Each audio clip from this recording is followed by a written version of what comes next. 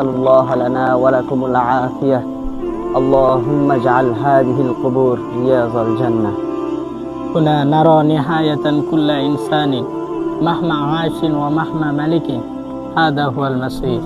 القبر أول منازل الآخرة، فمن نجا منه فهو آمن بعده، ومن لم ينجو فهو أشد منه.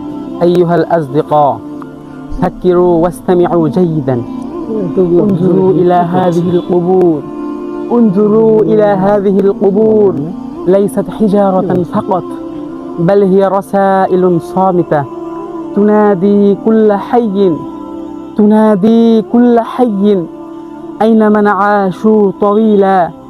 أين من جمعوا كثيرا؟ أين من تكبروا وتناسوا الموت؟ كلهم جاءوا إلى هنا بلا مال ولا جاه ولا أنس، وتركوا كل شيء ورائهم ودخلوا ظلمة القبر وحده. فهل نحن مستعدون؟ وهل نحن من يعتبرون؟ আসসালামু আলাইকুম রহমতুল্লাহ। ওয়ালাইকুম আসসালাম ওয়া রাহমাতুল্লাহি ওয়া বারাকাতুহু। এত সকাল সকাল তোমরা সবাই হুজুর নাকি ছাত্র? আমরা সবাই ছাত্র। সবাই ছাত্র? জি। এত সকালবেলা আপনারা সবাই এখানে কবরস্থানে কি করছিলেন? আমরা এখানে সকালে এসেছিলাম একটু হাঁটাহাঁটি করার জন্য। তো এখানে এসে দেখি এতগুলো কবর দেখে আমরা সব সাথী ভাই মিলে একটু কবর নিয়ে মুজাকারা করতেছিলাম। কেননা হাদিস শরীফে রাসূল সাল্লাল্লাহু আলাইহি সাল্লাম ইরশাদ করেন যে ব্যক্তি যত বেশি কবর নিয়ে আলোচনা করবে, কবর নিয়ে একটু চিন্তা ফিকির করবে, তার মৃত্যুর কথা তত বেশি স্মরণ হবে আর ঈমানটা তাজা হবে। এই কারণে আমরা সব সাথী ভাই মিলে এখানে কবর নিয়ে একটু আলোচনা করতেছিলাম। মাশাআল্লাহ, খুব ভালো।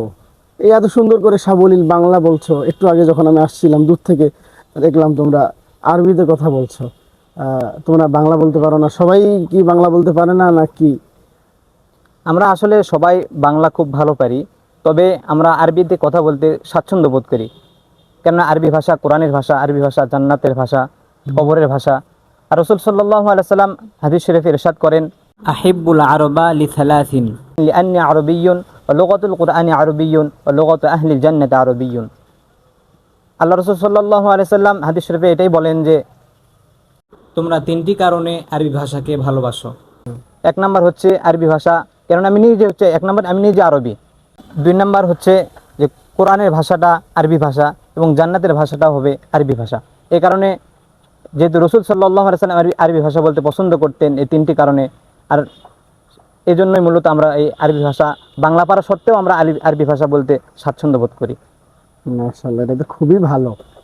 একটু আগে আমি যখন আসলাম তখন তোমাদের মধ্যে এই যে এই বাবাজিটা খুব সুন্দর আরবিতে আরবদের মতো কথা বলছিল। তুমি কি বলছিলে বাবা? আমি তো আসলে ওভাবে বুঝতে পারি না, একটু আমাকে বুঝিয়ে বলো তো। আঙ্কেল, আমরা তো কবর নিয়ে আলোচনা করছিলাম আরবি দিয়ে। আচ্ছা আচ্ছা, আমাকেও তাহলে একটু শোনাও। তখন আমি সাথী ভাইদের সঙ্গে কবরের বিষয়ে আলোচনা করছিলাম। আমি বলছিলাম যে এই কবরগুলো শুধু নিস্তব্ধই নয়, বরং নিঃশব্দ এক বার্তা। কবর প্রতিদিন প্রতিটি জীবিত মানুষকে ডেকে বলে, যারা বহু বছর বেঁচে ছিল তারা আজ কোথায়? যারা বিপুল ধন সম্পদ উপার্জন করেছিল তারা আজ কোথায়? যারা অহংকারের আকাশ ছুঁয়েছিল অথচ মৃত্যুকে ভুলে গিয়েছিল তারা আজ কোথায়? সবাই একদিন এসেছে এখানে, না ছিল সঙ্গে টাকা পয়সা, না ছিল আপনজন, সব ফেলে একা এসেছে অন্ধকার কবরে। তাহলে বলুন, আমরা কি প্রস্তুত? আমরা কি শিক্ষা নিচ্ছি? মাশাআল্লাহ, তোমার কথা শুনে আসলে আমি আবেগে আপ্লুত হয়ে গিয়েছিলাম। অনেক সুন্দর বলেছো, আলহামদুলিল্লাহ। তোমরা এত অল্প বয়সে এত সুন্দর আরবদের মতো কথা বলছো, আমি মুগ্ধ হয়ে গেলাম। খুবই ভালো। আসলে আরবি তো সকলেরই জানতে মনে চায়, সকলেরই মনে চায় কোরআন হাদিস বুঝতে, আমারও মনে চায়, কিন্তু ওই এক বাধা, বয়সে এসে ঠেকে গেছি। তো আমি ভেবেছি আমার সন্তানদেরকে আমি তোমাদের মতো মাদ্রাসায় পড়াবো, আরবি শেখাবো। দেখেছো, এত কথার মাঝে আসল কথাটাই ভুলে গেছি। আসলে তোমরা কোন মাদ্রাসার ছাত্র? বগুড়া শহরের প্রাণ কেন্দ্র নামাজগড় জামিয়া ইব্রাহিমিয়া নুরুস সুন্নাহ মাদ্রাসায় আমরা পড়ালেখা করি। সবাই ওই একই মাদ্রাসায় পড়ো? জি, আমরা সবাই একই মাদ্রাসারই ছাত্র। আচ্ছা আচ্ছা, খুবই ভালো। তোমাদের ওখানকার পরিচালককে, প্রিন্সিপালকে? অবশ্যই চিনে থাকবেন বা জেনে থাকবেন, আমাদের উত্তরবঙ্গের একজন বড় পীরে কামেল ছিলেন মুফতি ইব্রাহিম রহমতুল্লাহি আলাই নিমাইদিগ হুজুরের সুযোগ্য ছোট ছেলে আচ্ছা। মুফতি আব্দুল বাসেদ বিন ইব্রাহিম, তিনি আমাদের মাদ্রাসার পরিচালক। ও আচ্ছা আচ্ছা, ওই মুফতি বাসেদ সাহেব হুজুরের মাদ্রাসার ছাত্র তোমরা সবাই? জি জি। আমি আসলে অনেকবার শুনেছি মাদ্রাসার নাম, তবে ইনশাআল্লাহ আমার যাব মাদ্রাসায়, কোনো একদিন যাব। তাহলে তোমাদের সাথে যেহেতু দেখা হয়েই গেল, একটু তোমাদের মাদ্রাসার আশার বিষয়, কোন ক্লাস, আমি তো এগুলো কম বুঝি, একটু আমাকে বুঝিয়ে বলো কোন ক্লাস আছে, কোন জামাত আছে। আমাদের এখানে নুরানি, নাজেরা, হিফজুল কোরআন এবং হেফজু বিভাগ? হ্যাঁ হ্যাঁ হ্যাঁ, এটাকেই বলা হয় হিফজুল কোরআন আচ্ছা বিভাগ। আচ্ছা আচ্ছা, এবং হেফজুল কোরআন। কিতাব বিভাগ মাদানী নিসাব রয়েছে। কি বললে? কিতাব বিভাগ মাদানী নিসাব। মাদানী নেসাব? হ্যাঁ, মাদানী নিসাব। মাদানী নেসাবটা কি আসলে? এটা তো অজানা অশোনা নাম মনে হচ্ছে। আসলে মাদানী নিসাব এটা বিস্তারিত বলতে গেলে অনেক বলতে হয়, তবে মাদানী নিসাব এমন একটা শিক্ষা পদ্ধতি যেখানে আরবি ভাষার প্রতি জিরো লেভেল থেকেই ছাত্রদেরকে উদ্বুদ্ধ করা হয় এবং গুরুত্ব আরোপ দেওয়া হয়। যেহেতু আমাদের উদ্দেশ্য হলো কোরআন ও হাদিস বোঝা, আর কোরআন ও হাদিসের ভাষা হলো আরবি, এ কারণেই আমাদের জন্য আরবি ভাষাটা অতীব জরুরি। বলা চলে যে আরবি ভাষা শিক্ষা করা আমাদের জন্য অপরিহার্য। এ কারণেই আমরা মাদানী হিসাবে এসেছি। আর বিশেষ করে মাদানী হিসাবে আমাদেরকে আরবি ভাষার প্রতি বিশেষ একটা গুরুত্ব আরোপ দেওয়া হয়।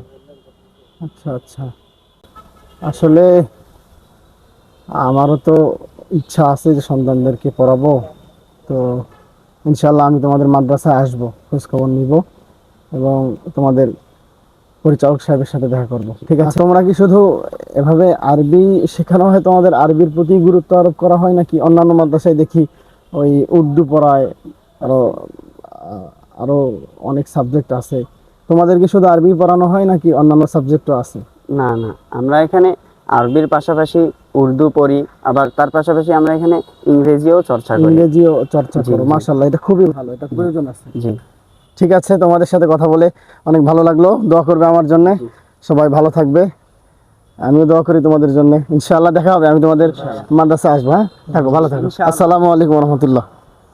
শেষ গন্তব্যে এক নিঃশব্দ যাত্রা। এই নীরব কবরস্থানে আজ আমরা দাঁড়িয়ে আছি, কাল হয়তোবা আমরাই শুয়ে থাকব। চোখ থাকবে বন্ধ, মুখে থাকবে না কোনো কথা, থাকবে শুধু আমার কর্মের ফল। জীবন, যে জীবনকে এত বেশি ভালোবাসি, একদিন শেষ হয়ে যাবে, শ্বাস থেমে যাবে, শুরু হবে চিরস্থায়ী অদৃশ্য এক সফর। তবে প্রশ্ন একটাই, আমি কি প্রস্তুত? হে প্রিয় ভাই, ফিরে এসো রবির দুয়ারে। হে আল্লাহ, আপনি আমাদের জীবনকে সুন্দর করে সাজানোর তৌফিক দান করেন। আমাদেরকে এবং আমাদের সন্তানদেরকে আপনার প্রিয়দের অন্তর্ভুক্ত করে নেন। আমিন ইয়া রব্বাল আলামিন।